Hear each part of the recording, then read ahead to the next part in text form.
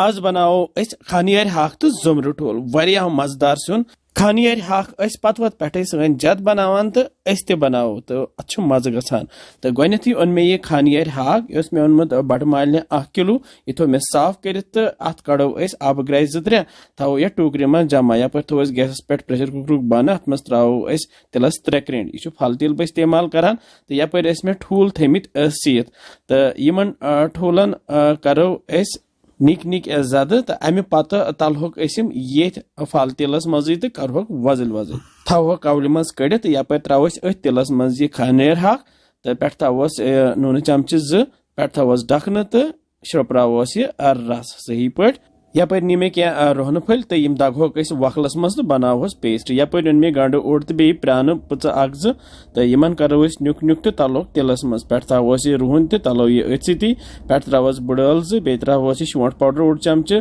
दानवल powder 1.5 चमचे बे त्रोस बदान powder 1 चमचे तो बे त्रोस लेदर चमचे 1 बे त्रोस यम मर्चवांगन पाउडर चमचे 2 पे त्रोस अब कदर तो बनावोस मसाल ठूल रलावस हाकस सत पे त्रोस आब तो पे त्रोस यह मसाल ते रलावन असल पे थोस ढकन तो दिमो ये स्टीम दिमो ये 4 स्टीम तो खोलोस ढकन बे तो श्रपरावस रस पे थोस ढकन तो क्या टाइम गि सोन खनियर हाक तो ज़ोमरी ठूल तैयार तो खेमोन गर्मा गर्म बता सत।